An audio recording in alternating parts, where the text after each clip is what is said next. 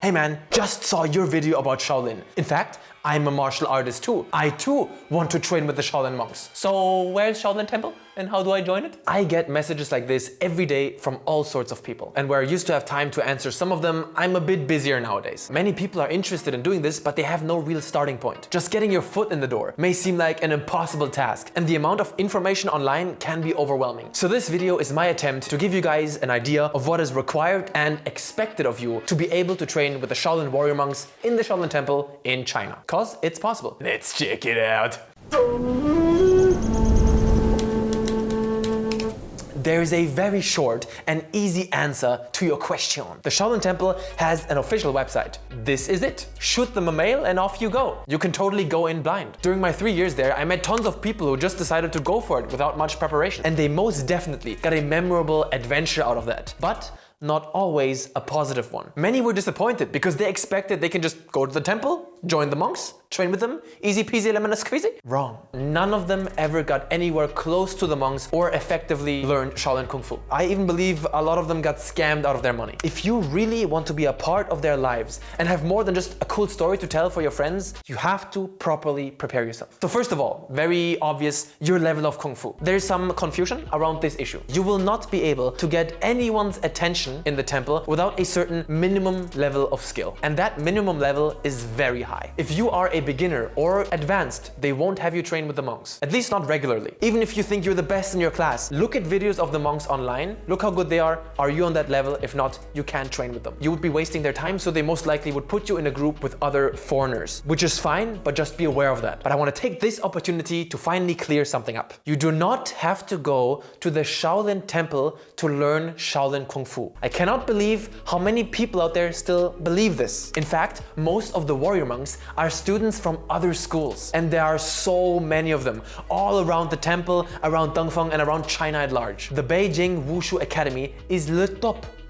The top of the top. Now I want to move on to an aspect that's a bit more complicated, yeah? Big brain time. I'm talking about isolation, spirituality, and the monk lifestyle, so to speak. The Shaolin Temple is isolated, but also totally not isolated. It's kind of a paradox. Especially during summertime, it's sprawling with tourists. You will never ever have a quiet second, I promise. And although there are many areas of the temple where tourists aren't permitted, they constantly trespass, and it's incredibly annoying. But do not fall into the trap of visiting in winter. Sure, it'll be more peaceful and quiet, so it's great to go if you're just a photographer, but are you sure you can go into splits at minus 20 degrees early in the morning? More importantly, the temple is dead around Chinese New Year. The vast majority of the warrior monks go home to visit their families. They don't perform, they don't train, and they definitely don't want to teach you. I met a guy from Germany who visited in February for 1 month, and he saw his master maybe a total of 4 times. During this time, they just want to stay in their rooms all day, watch League of Legends tournaments, and drink tea, which is cool. I'm not hating. It's better than Dota.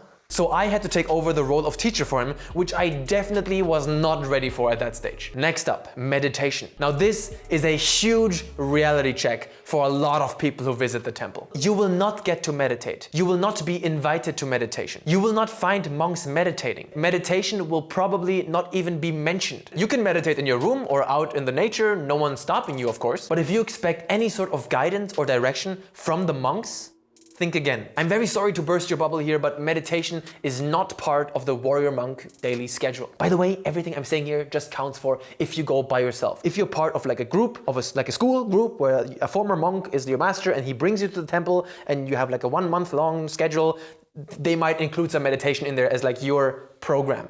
But if you as an individual go, forget it. On the other hand, what might happen is that you can take part in Buddhist ceremonies, chanting mantras alongside the monks. Although I cherish these memories and I feel honored to be able to have taken part in them, do you really understand what they're singing? Most Chinese people don't even understand mantras. But back to meditation. You have to understand that the part of the temple that's open to foreigners is the martial arts part. You won't have much contact with full monks. Meditation does happen, but only in very small groups of monks, and they're pretty much like how you'd imagine they'd be like, very secluded. You can ask to join them, absolutely. I did, and it was amazing. But they have their own traditions, and they're not particularly fond of outsiders barging into their space just because they want to have like a cool little experience. These are dedicated people, please don't disturb them. They won't instruct you, they won't give you beginners classes, they might not even look at you. They meditate for hours on end every day in a closed room. If you change your mind in the middle of a session and you just get up and leave, that would be extremely disrespectful and you forget about joining them ever again. Bottom line, meditation is difficult. Please don't ask to join them if you can't already do it for hours in a row.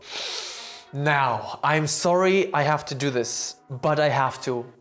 You have to learn Mandarin. There is no way around it. I'm sorry if you don't like it. You don't have to be fluent, but every second you spend practicing Chinese decreases the likelihood of you being taken advantage of in China. And I guarantee you, you will be. Millions of people come to China to seek real martial arts, and Chinese people have turned that desire into a flourishing business. And I'm not just talking about negotiating prices, because you will be charged triple or quadruple what Chinese people pay, but I'm just talking about you having a relationship with your master and your fellow students. You know, honestly, this is a big mystery to me. People send me DMs like, I'm ready to leave everything behind and join the monks. Okay. Do you speak Chinese? No. How do you expect to ever be a part of the Shaolin Temple if you can't even talk to them? Never ever going to happen. If you cannot communicate with them, how are you going to be integrated into their community? Additionally, your masters will share so much wisdom and knowledge with you, and if you have to rely on other students to do the translating for you, you're missing out big time. And I know I was in that position of translating for other students for a long time. Although my Chinese was fairly decent towards the end of my stay, there was still so much I couldn't translate. And to be fair, after a while it got annoying for me, so I just gave the students like a TLDR. You don't want that. Listen, even if you're not interested in becoming involved in the temple beyond the Kung Fu part, even if you just want to go to a Chinese Kung Fu school, you need to be able to talk to your master for proper instructions. You're putting an enormous roadblock in your way if you have a middleman between you and him. This may also lead to your master not bothering with you. To them, you will be just another tourist. People like you come and go every day. And who's going to hold them accountable for not teaching you properly? You can't, because you can't even talk to them. Last but not least, I want to talk about politics. But not in the way you may think. I'm talking temple politics, relationships, 关系. You can rewind this video. Everything I have said is negotiable. As an outsider coming to the temple, you have a lot of disadvantages, but also certain advantages. No rule is set in stone. In a funny way, even the monks in the temple, they're all just hustlers. They're day-to-day hustlers. There is a surprising amount of freedom and lack of control there. So much you wouldn't believe it. Sometimes I say the Shaolin Temple is like Fight Club. You decide over your own level of involvement. For example, if they tell you you have 5 hours of training every day, you don't have to stick to that schedule. Of course you have to show up, but if that's not enough, just make friends. Meet with them in the afternoon, in the evening to train some more. It's all about connecting with the right people and networking. That's how opportunities arise. I get that this may sound exactly what you're trying to get away from. The trials and tribulations of human interactions, daily life and society. You want to leave all that behind, just like I did when I came there. But I'm sorry. Where humans are, human interactions and relationships are present. And they're important, especially in China. So please learn about the culture, learn about the customs, learn about what you can talk about and what you should avoid. Learn how to small talk in Chinese. All of these things are important. And with that being said, now you know everything. Yes, that's it. I hope you enjoyed this video. Follow me on Instagram and Twitter, please. That's cool. All right, see you guys next time. Bye-bye. Anthony out.